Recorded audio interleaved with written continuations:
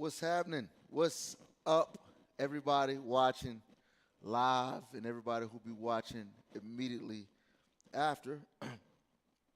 Man, it's been an amazing 2 weeks here at NGBF. It's funny, so we're talking relationships. Real Love is the name of the current series. And the first Sunday, which was Sunday before last, we talked about if loving you is wrong. If loving you is wrong. And typically, most of us add the next phrase, I don't want to be right. So, people sing this song, been singing this song for years, for generations, as an excuse to do something that God doesn't approve of or to be in a relationship that may be improper. So if loving you is wrong, I don't want to be right. And there are times when we don't want to be right. The spirit is willing, but the flesh is indeed weak. There are times in relationships or in our pursuit of relationships or even just fulfilling our relational desires that we get tempted to settle with something that God does not approve of. So we looked at that. We looked at 1 Thessalonians chapter 4. For this is the will of God, your sanctification, that is, that you abstain from sexual immorality.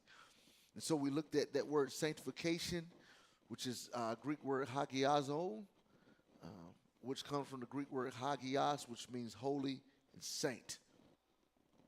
And so God has called us to be holy, to be saints. And some people say, okay, I might be a follower of Christ. I've given my life to Christ, but I ain't no saint. I still make mistakes. I would say your definitions are confused because the Bible calls those who believe in Jesus Christ, who are followers of Christ, saints. Hagios is the Greek word, which means saint. It also means holy, and that's what we are. God declares us as holy because he sees us through the blood of Christ, through the righteousness of Christ. And so God has purpose in our sanctification, in our holiness, in him setting us apart. And part of that is that you do not participate in sexual immorality. The Greek word there is porneia, which is where the word porn comes from, which we can define as anything you do to fulfill your sexual desires outside of a God-ordained relationship. That gets in the face of some stuff right there. So the question becomes, how are you tempted to fulfill your sexual desires outside of a God-ordained marriage? And if loving you is wrong, if loving a person is wrong, you better make sure that you sing the right song. That means being fully persuaded in what God has to say. How can a young man cleanse his ways or keep his ways pure? By taking heed to the word of God.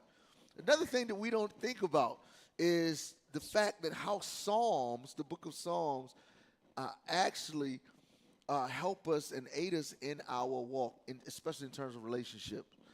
So Psalms 1 says, blessed is the man who walks not in the counsel of the ungodly, nor stands in the way of sinners, nor sits in the seat of the scornful. But his delight is in the law of the Lord, and in it does he meditate day and night. And there are a lot of people when it comes to relationships who give us ungodly advice. If you want to be blessed, first thing the psalmist says is blessed is the man who does not follow ungodly advice.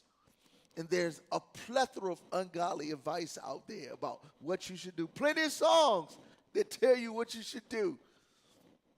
And so we're encouraging you in the search for real love, you sing the right song. And if loving someone is wrong, then make sure that you do what's right. And I won't say most of us been there. I know I've been there when there's been a desire to fulfill my sexual desires that God didn't agree with. There's been times where I felt the urge to get involved in a relationship that I know wouldn't be God ordained.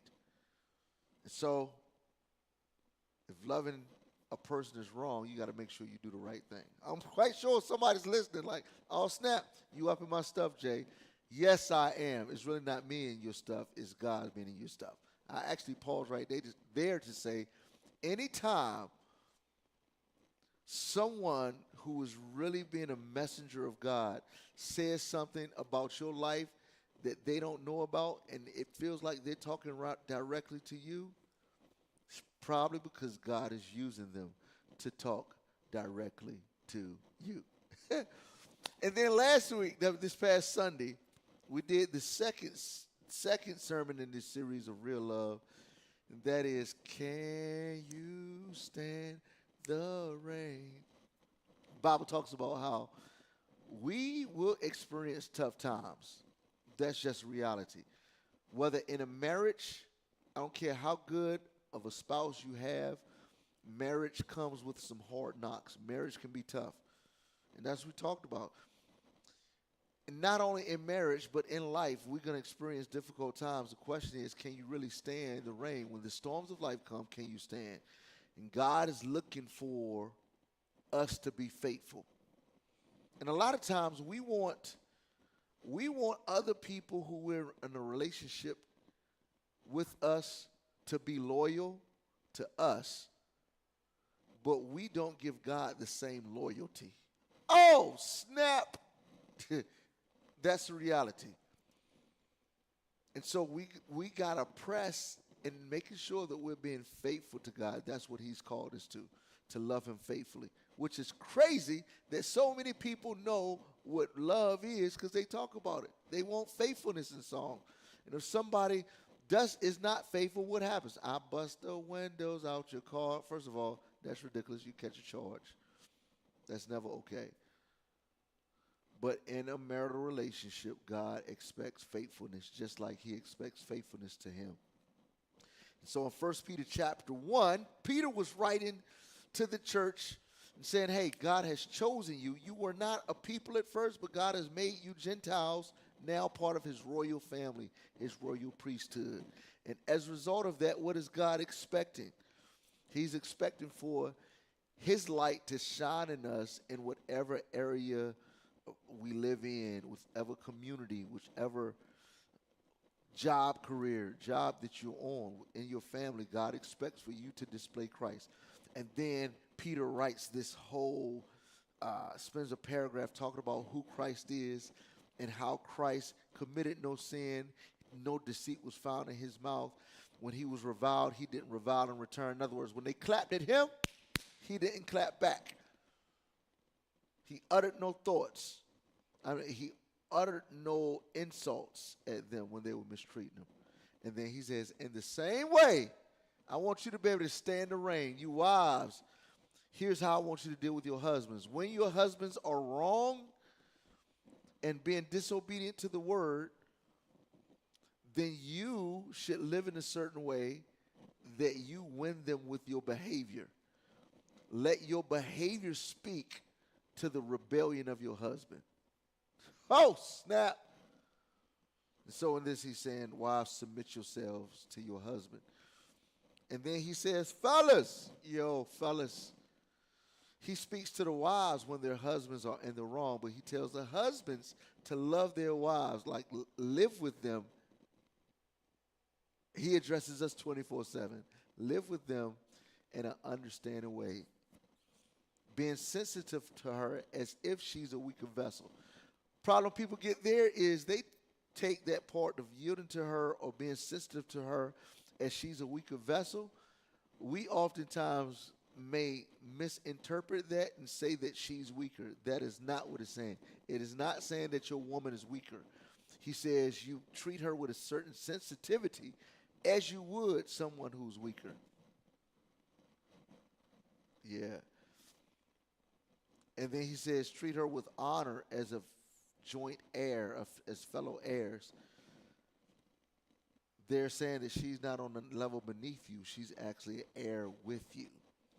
And as because of that, if you don't do that, treat her with honor, don't yield to her or be sensitive to her as she's a weaker vessel, since your prayers will be hindered.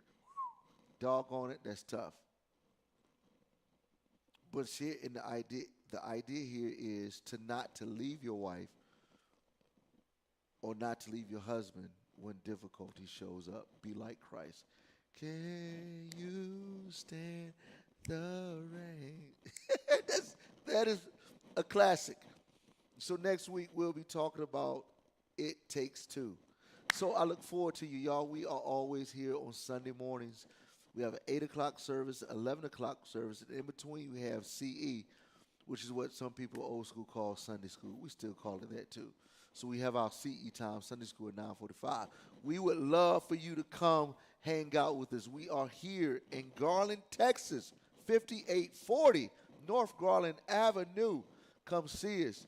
And we also got this platform that you're watching this on Facebook, YouTube, and Instagram. Listen, do me a favor. I want you to subscribe to our uh, YouTube page. Follow us on Facebook.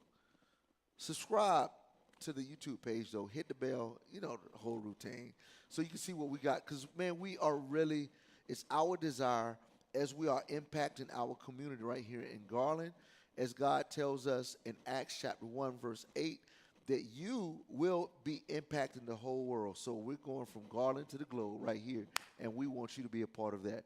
So check us out on YouTube, NGB, North Garland Baptist Fellowship, NGB Fellowship. That's on Facebook as well, and on Instagram. Follow us.